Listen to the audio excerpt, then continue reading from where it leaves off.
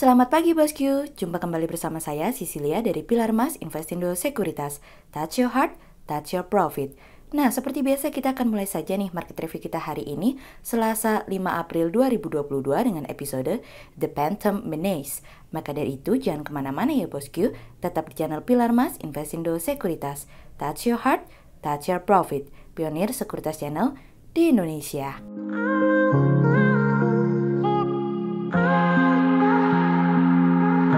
Seperti biasa kita akan mulai dari Global Economics Calendar. Ada berita dari US Factory Orders yang turun dari sebelumnya 1,5% menjadi minus 0,5%. Kemudian ada dari US Durable Goods Orders yang naik dari sebelumnya minus 2,2% menjadi minus 2,1%. Kemudian ada dari Eurozone Sentix Investor Confidence yang turun dari sebelumnya minus 7 menjadi minus 18. Kemudian kita beralih ke corporate news. Ada berita dari PT Sentral Proteina Prima Tbk atau CPRO yang menyiapkan alokasi belanja modal atau capital expenditure sebesar 320 miliar rupiah tahun ini dari kontan.co.id. Kemudian ada dari PT Bank Ina Perdana Tbk atau BINA yang laba bersih mencapai 39,74 miliar rupiah dari laba tahun sebelumnya yang hanya 19,3 miliar rupiah dari kontan.co.id. Kemudian ada dari PT Dharma Samudra Fishing Industries Tbk atau DSFI yang targetkan raih penjualan 650 miliar rupiah tahun ini dari kontan.co.id. Kemudian pada perdagangan hari Senin tanggal 4 April 2022, IHSG ditutup menguat 37 poin atau 0,53% menjadi 7.116. Sektor Basic Materials, Transportation and Logistics, Healthcare Industrials, Energy, Teknologi, Consumer Non-Cyclicals, Properties and Real Estate, Consumer Cyclicals bergerak positif dan mendominasi kenaikan IHSG kali ini.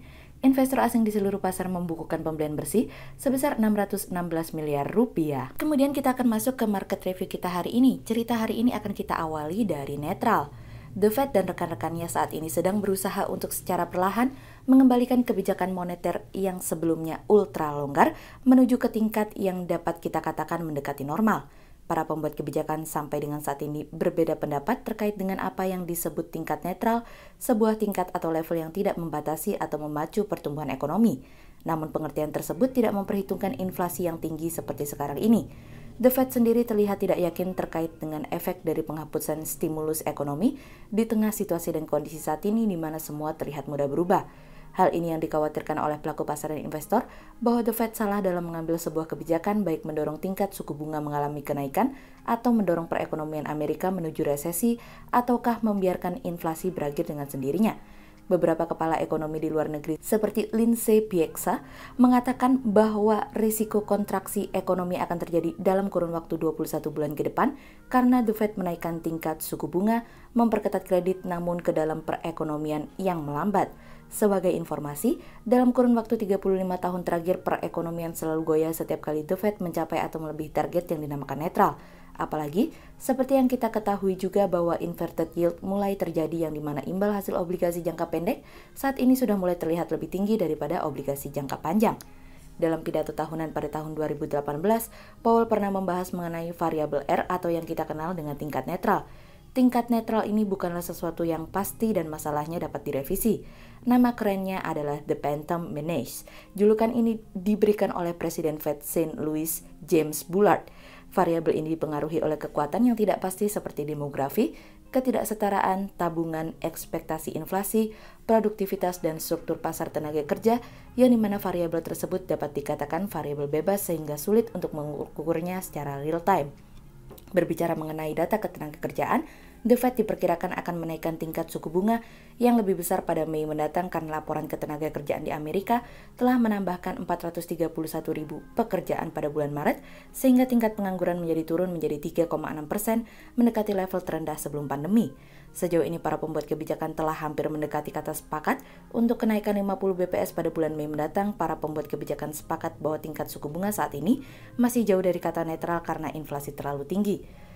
Kami telah melihat bahwa berdasarkan SEP, tingkat suku bunga saat ini dapat dikatakan netral apabila berada di kisaran 2% hingga 3% dengan titik median berada di 2,4%. Belum lagi hal ini semakin dipersulit karena The Fed ingin mulai mengurangi neraca sebesar $8,9 triliun dalam beberapa bulan mendatang. Saat ini yang menjadi perhatian adalah bukan lagi tentang kenaikan atau penurunan tingkat suku bunga The Fed, namun lebih kepada situasi dan kondisi yang akan timbul setelah The Fed menaikkan tingkat suku bunga dan dampaknya terhadap harga saham, obligasi, dan aset lainnya. Saat ini pasar keuangan diperkirakan akan bisa melemah lebih lanjut sebagai bagian dari meningkatnya tingkat suku bunga, gangguan pasokan yang terjadi, dan hal ini diyakini mungkin akan menghiasi situasi dan kondisi di masa yang akan datang. Menurut kami, pasar mulai terbiasa dengan tingkat kebijakan moneter ultra longgar dan tatkala tingkat suku bunga rendah justru malah mendorong inflasi dan konsumsi terus mengalami peningkatan.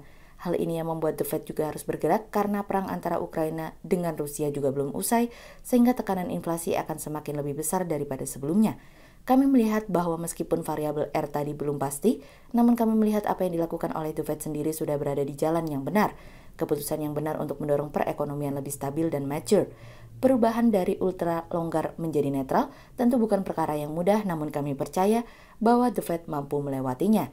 Sehingga berdasarkan technical analisa, kami melihat saat ini IHSG berpotensi bergerak menguat terbatas dengan rentang pergerakan 7.078 hingga 7.153. Namun ingat, peluang koreksi masih cukup terbuka seperti kemarin ya. Berikut stock quotes pilar emas hari ini ya bosku. Yang pertama ada dari Agi, kemudian yang kedua ada dari Excel, dan yang ketiga ada dari Ali. Berikut dua saham yang kami analisa hari ini ya bosku. Yang pertama ada dari RALS atau PT Ramayana Lestari Sentosa Tbk yang membalikan kinerja keuangan pada 2021 dengan mencatatkan perolehan laba tahun berjalan sebesar 170,57 miliar rupiah. Positifnya kinerja laba bersih yang dibukukan perusahaan, hal ini seiring dengan kenaikan pendapatan dan juga manajemen mampu melakukan efisiensi beban pokok. Sehingga berdasarkan teknikal analisa dalam tren pada jangka waktu short term berpotensi untuk bullish dengan target 815 dan tingkat probabilitas sebesar 52%, sementara dalam jangka waktu long term berpotensi untuk bullish dengan target 880 dan tingkat probabilitas sebesar 50%. Kemudian yang kedua ada dari CPRO atau PT Sentral Proteina Prima Tbk yang menyiapkan alokasi belanja modal atau capital expenditure sebesar 320 miliar rupiah tahun ini. Alokasi belanja modal tersebut diperuntukkan untuk pengembangan bisnis CPRO ke depan, yaitu pembangunan fasilitas produksi baru, di mana pembangunan pabrik baru untuk produksi makanan hewan kesayangan dan makanan olahan berbasis udang dan ikan yang berlokasi di Jawa Tengah. Keberadaan pabrik baru tentunya ini akan meningkatkan kapasitas produksi perusahaan, sehingga ini akan memberikan kontribusi pada penjualan. Sehingga berdasarkan teknikal analisa dalam tren pada jangka waktu short term berpotensi untuk bullish dengan target 95 dan tingkat probabilitas sebesar 73%, sementara dalam jangka waktu long term berpotensi untuk bullish dengan target 105 dan tingkat probabilitas sebesar 47%. Berikut kami akan menampilkan 40 saham pilihan dari pilar emas.